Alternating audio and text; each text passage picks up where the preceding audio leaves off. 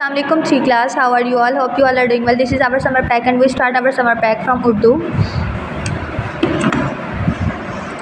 सबसे पहले हमारे पास है सरगर्मी नंबर 1, मुअम्मे में से दर्ज झैल जानवरों के नाम तलाश करें। कुछ जानवरों के नाम उन्होंने हमें दिए हैं जैसे गीदड़, चीता, ज़राफ़ा, गैंडा, हिरन, हाथी, खरगोश और शेर, और उन्होंने नीचे एक पज़ल बनाया हुआ। हमने इस पज़ल के अंदर इन जानवरों के नाम तलाश करके उनके गिर्द दायरा लगाना है। उसके बाद है मैं एक बस्ता हूँ कि आप मेरे इर्द गिर्द दिए गए हरूफ की मदद से अल्फाज बनाकर बता सकते हैं कि इस वक्त मेरे अंदर कौन सी चीज़ें हैं। एक बैग की तस्वीर उन्होंने बनाई हुई है और साइड पर उन्होंने हरूफ लिखे हुए। उन हरूफ को मिलाकर हमने एक अल्फाज बनाना है जैसे काफ ते अलिफ बे किताब, काफ अलिफ बे छोटी एक कॉपी। इस तरह हमने तमाम लफ्ज़ों को जोड़कर एक मुकम्मल अल्फाज बनाकर नीचे लिखते जाना है।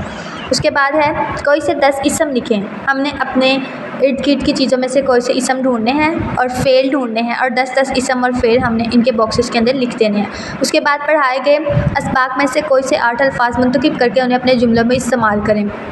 जो हम लेसन्स पढ़ चुके हैं उनमें से आपने कोई से 8 लफ्ज़ ढूंढने हैं। अल्फाज आपने यहाँ पे लिख देने हैं और इन अल्फाज को आपने जुमलों में इस्तेमाल करके सामने जुमले बना देने हैं। ठीक है। उसके बाद है सरगर्मी नंबर 2, दर्ज झैल आदात को गौर से पढ़िए। अच्छी आदात के सामने अच्छी और बुरी आदात के सामने बुरी लिखें। हर काम वक्त पर करना ये एक अच्छी आदत है, तो हम जो खाली हमारे पास बॉक्स बना है हम उसके आगे अच्छी लिखेंगे। अपना काम दूसरे से करवाना ये एक बुरी आदत है, तो जो बॉक्स है हम उसके अंदर बुरी लिखेंगे। ठीक है। इसी तरह हम ये सारा करते जाएंगे। उसके बाद है सोचिए और अपनी कोई सी 5 अच्छी आदात लिखें। आपने पहले सोचना है कि आपके अंदर जो है वो अच्छी क्वालिटी क्या है, यानी आप जो है वो नमाज़ पढ़ते हो, आप अपने मम्मा पापा का कहना मानते हो, आप बड़ों की इज़्ज़त करते हो। इस तरह की अच्छी आदत जो है वो आपने लिख देनी है। ठीक है। उसके बाद है सरगर्मी नंबर 3, तस्वीर में दिए गए मंजर को देखकर 5 से 8 जुमले लिखें। आपने इस तस्वीर को गौर से देखना है और आपने देखना है कि इस तस्वीर के अंदर क्या हो रहा है और आपने इस तस्वीर के अंदर होने से मुतल्लिका 5 जुमले या 8 जुमले बनाकर नीचे लिख देने हैं। ठीक है। उसके बाद है सरगर्मी नंबर 4, आपके ख्याल में दरख्त खुश क्यों है? सोचिए और कम से कम 5 वजूहात लिखे। दरख्त खुश क्यों है? क्योंकि बाहर का मौसम है। दरख्त खुश क्यों है? क्योंकि माली जो है वो इसकी बहुत ज़्यादा हिफाजत करता है, इसका बहुत ज़्यादा ख्याल रखता है। इस तरह के जो 5 जुमले 5 जो वजूहात है वो आपने लिख देनी है। ठीक है। उसके बाद है अपने पसंदीदा फल की तस्वीर बनाकर इसमें रंग भरिए और इसका नाम लिखें। आपको जो फ्रूट यानी जो फल आपको पसंद है आपने उसकी तस्वीर इस बॉक्स के अंदर बना देनी है। ठीक है। उसके बाद आपने इसके अंदर कलर करने हैं और नाम आपने यहाँ लिख देना है उस फल का। ठीक है। उसके बाद है दर्ज झैल नकात मद्देनज़र रखकर अपने पसंदीदा फल के बारे में मालूमात लिखें। आपने बताना है कि जो फल आपको पसंद है उसका रंग कैसा है, वो दिखने में कैसा है, उसको छुएं यानी उसको जब हाथ लगाते हैं तब कैसा फ़ील होता है, उस गुठली है उसके अंदर या नहीं है, जायका कैसा है, मौसम जो है वो किस मौसम में वो फल आता है, क्या क्या चीज़ें जो है वो बन सकती हैं, यानी उस फल को हम किस में चीज़ों में डालकर क्या बना सकते हैं, उनके फ़ायदे जो है वो कौन से हैं। ठीक है।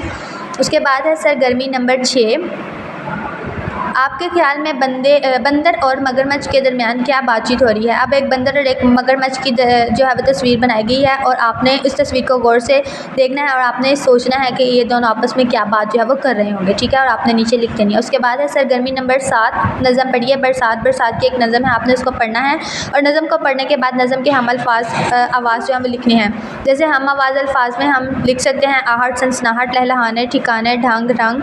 ठीक है। इस तरह के हम अल्फाज जो है वो हमने नीचे लिख देने हैं। उसके बाद है नज़म के कोई से 3 अशार को नस्र की सूरत में लिखें। नस्र मतलब पैराग्राफ की सूरत में आपने इन अल्फाज को लिखना है। जो आपको पीछे एक नज़म दी गई है आपने उसको जो है वो पैराग्राफ की सूरत में लिखना है। उसके बाद कोई से 3 अशार का मतलब टोटल हमारे पास 7 अशार है, उसमें से हमने कोई से 3 अशार जो है उनका मतलब यहाँ पर लिख देना है। उसके बाद है सरगर्मी नंबर 8, इबारत पढ़िए और डी की हदायत के मुताबिक काम कीजिए। जो आपको पैराग्राफ दिया गया आपने इसे अच्छे तरीके से पढ़ लेना है और नीचे दिए गए क्वेश्चंस के आंसर करने हैं, यानी सेहत की हिफाजत करना क्यों ज़रूरी है, सेहत की हिफाजत करने के लिए क्या करना चाहिए, हम क्या करेंगे तो हम फिट रहेंगे। उसके बाद है कौन सी चीज़ें सेहत को बर्बाद करती हैं, तबीयत ख़राब होने की सूरत में क्या करना चाहिए। इस इबारत का उन्वान आपने इसका एक उन्वान भी लिखना है। ठीक है। उसके बाद आपको जो इबारत पीछे दी गई है उसमें से ही आपने एक किस्म मार्फा ढूंढना है और एक किस्म नकरा ढूंढ के आपने लिख देना है।